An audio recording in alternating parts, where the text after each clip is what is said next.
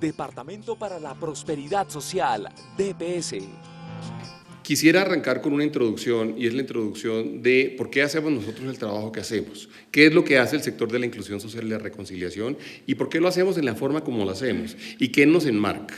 Lo primero que quisiera decirles es que hablar de superar pobreza extrema, hablar de superar pobreza, o hablar de atender a poblaciones en condiciones de vulnerabilidad, pues evidentemente es loable, evidentemente es importante, evidentemente es una de las prioridades que tiene hoy en día Colombia, una de las prioridades que ha expresado el gobierno nacional, pero también su sociedad, y es una de las prioridades que tiene, por supuesto, la humanidad a todo lo ancho y largo pues, del planeta.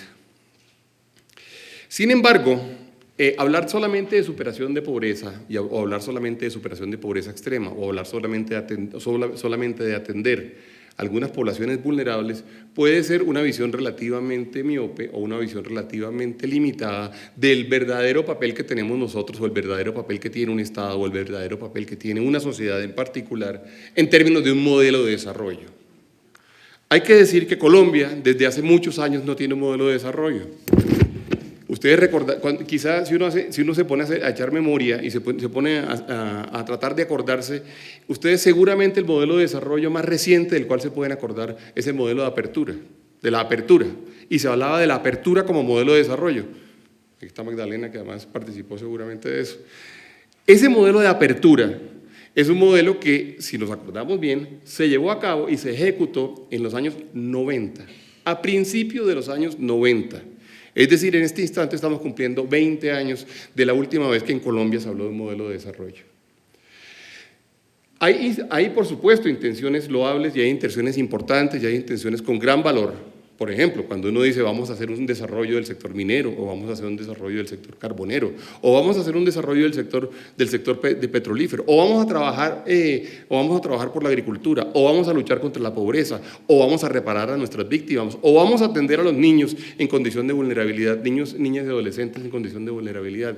Pero eso en sí mismo no es un modelo de desarrollo.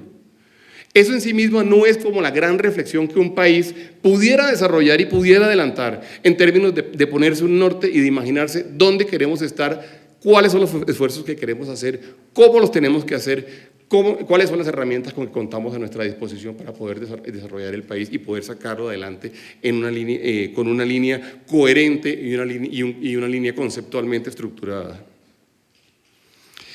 Dentro de ese marco hay que decir varias cosas. Lo primero que habría que decir es que Colombia, y este es un dato como exógeno, digamos, al modelo de desarrollo, pero que vale la pena tenerlo en cuenta, Colombia ha demostrado ser un país con una sociedad capaz de generar movilidad social. Nuestra sociedad ha demostrado ser flexible y ese es un gran activo. Nuestra sociedad ha demostrado que tiene la capacidad de cambiar y tiene la capacidad de mejorar y ese es un gran activo. Cuando nos comparamos, digamos, con otros países, nos comparamos con nuestros vecinos, nos encontramos con que en realidad Colombia tiene una gran oportunidad por delante. ¿Por qué tener clase media puede ser importante? Las razones son muchas, pero algunos de nuestros compañeros que están aquí, el doctor Yepes, por ejemplo, nos diría que una clase media importante seguramente conduciría a un sector financiero significativamente más robusto, significativamente más eficiente, significativamente más equitativo. Y esto me conduce al siguiente punto. Está demostrado que los países con mayores niveles de equidad son países construidos con base en clases medias robustas, con base en clases medias estructurales, estructuradas, fuertes, robustas. En ese orden de ideas, la propuesta nuestra, desde nuestro sector, es que nos consideren y nosotros mismos considerarnos no como las personas que están trabajando por la superación de la pobreza, sino las personas que están trabajando por la construcción de un país equitativo que busca tener una clase media significativamente más robusta. Si nosotros somos capaces de ir cambiando la dinámica de esa pirámide, si nosotros somos capaces de hacer que la pirámide deje de ser una pirámide y comience a convertirse en una gráfica en donde lo que tenemos es un punto abajo en realidad, donde tenemos realmente prácticamente nadie en condición de pobreza extrema. Y en ese caso, digamos, ahí donde paré la gráfica, en lugar de hablar de 37% de personas en condiciones de pobreza, estamos hablando de 22%. Y en lugar de hablar de una clase media que sea del 25%, estamos hablando del 34.8%.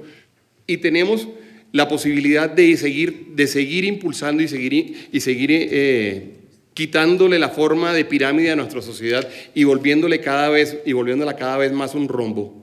Y de entonces, cuando hablamos del 17% de pobres y hablamos de una clase media del 39.7%, y ya estamos hablando de 18.8 millones de personas, y somos capaces de imaginarnos entonces un ejercicio social y un modelo social que conduce a que nosotros podamos llegar al promedio entre Chile y México. No vamos a imaginarnos que vamos a tener el dato de Chile del año 2010. Vamos a imaginarnos que somos capaces de llegar al promedio entre Chile y México. Estamos hablando de una clase media que venía de ser 11 millones de personas a una clase media que en realidad serían 21 millones de personas.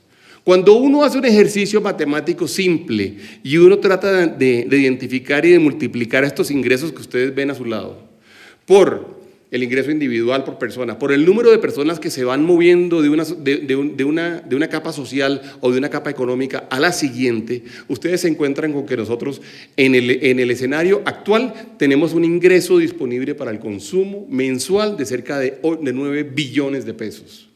Cuando logramos hacer esto, somos capaces con 21 millones de personas de tener un ingreso disponible para el consumo mensual de cerca de 18.5 billones de pesos. Eso es un modelo de desarrollo. Eso es un modelo de desarrollo donde uno aumenta y prácticamente duplica la capacidad de consumo del país. Es un modelo de desarrollo donde nosotros somos capaces de hacer muchas cosas. Ahora, la propuesta nuestra es: consideren a nuestro sector como los que están trabajando en este tema. Considérennos a nosotros como los que estamos haciendo la tarea de volver la pirámide un rombo. Nosotros nos estamos considerando así. Nosotros tenemos que hacer eso. Y entre otras cosas, si somos capaces de hacerlo, el beneficio no va a ser un beneficio exclusivo, digamos, desde el punto de vista social o desde el punto de vista de indicadores que son suficientemente importantes, suficientemente válidos, sino que va a haber una buena cantidad de externalidades importantes para el sector privado. Va a haber una buena cantidad de externalidades importantes para el tamaño del mercado. La inversión seguramente se va a disparar. El mercado y el consumo seguramente se va a disparar porque la demanda lo está haciendo. ¿Cuál es la tarea entonces? ¿Cuál es la tarea nuestra entonces? Hacerle esto a las punticas de la pirámide. ¿Cuál es la tarea entonces nuestra? Hacer que cuando alguien sube, no solamente suba, sino también trabajar para que no se deslice, trabajar para que no se nos desplome. Y gran parte de los programas que nosotros desarrollamos son programas que buscan eso, buscan justamente buscar que la persona pueda ir subiendo en esta figura, puede ir subiendo en esta estructura y no se desplome, que no se desplome ni siquiera ante eventos de vulnerabilidad grande. Y Colombia, dentro de ese modelo general de desarrollo, tiene que evidentemente hacer un esfuerzo importante por construir mejores mecanismos de trabajo región, gobierno nacional o de trabajo región, centro. Ahora, ¿por qué adelantar una alianza para la equidad? ¿Por qué realizarla? ¿Por qué nosotros la estamos proponiendo y por qué la queremos llamar así? El problema es de absolutamente todos los colombianos. El problema es un problema grande. Nosotros estamos hablando de que hay 5 millones de personas en condición de pobreza extrema. Estamos hablando de cerca de 17, hoy en día es menos, cerca de 15 millones como el total de universo de personas en condiciones de pobreza.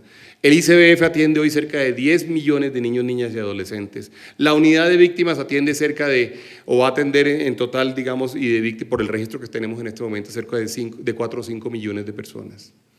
Es decir, estamos hablando de macro problemas, son los problemas de todos nosotros. Cuando nosotros salimos a la calle, ahí tenemos el problema, ahí tenemos algunos de los problemas de los cuales estamos hablando. Solamente en la medida en que Colombia acepte y entienda que la solución es de todos, y lo acepte, ojalá, como parte de un modelo de desarrollo. Y tomemos la decisión y nos pongamos metas para que nosotros en el año 2020, 2025, hayamos logrado este tipo de metas que estamos planteando hoy en día. Solamente en ese instante nosotros vamos a entender por qué en realidad vamos a poder encontrar la verdadera solución para Colombia. La solución es de todos y hay mucha gente que ya lo ha entendido. ¿Qué les vamos entonces a proponer y qué tipo de alianza les estamos proponiendo el día de hoy? Les estamos proponiendo una alianza que sobre todo articule esfuerzos. No les vamos a pedir más dinero. No por ahora, ustedes ya decidirán si lo quieren hacer o no. Pero nosotros no les vamos a pedir dinero. Nosotros no andamos detrás de eso. Nosotros andamos detrás de la articulación.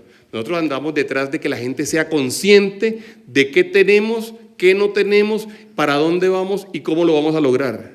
Nosotros lo que les proponemos es que optimicemos los recursos disponibles, que generemos incentivos, que sean, como ahorita nos va a hablar Roberto seguramente, que sean esfuerzos sostenibles. Y les proponemos además una corresponsabilidad absolutamente voluntaria. Lo que nosotros queremos, y que sea voluntaria no porque ustedes sean buena gente, que sea voluntaria porque asumimos el reto que tenemos por delante. Esta generación tiene muchos retos, el reto ambiental por supuesto, pero esta generación tiene el reto de una economía que ya vemos, es capaz de crecer, es capaz de producir mayor riqueza, es capaz de producir mayor clase media. Pues bien, eso es sostenible, sí y solo sí somos capaces también de darle solución a los problemas sociales.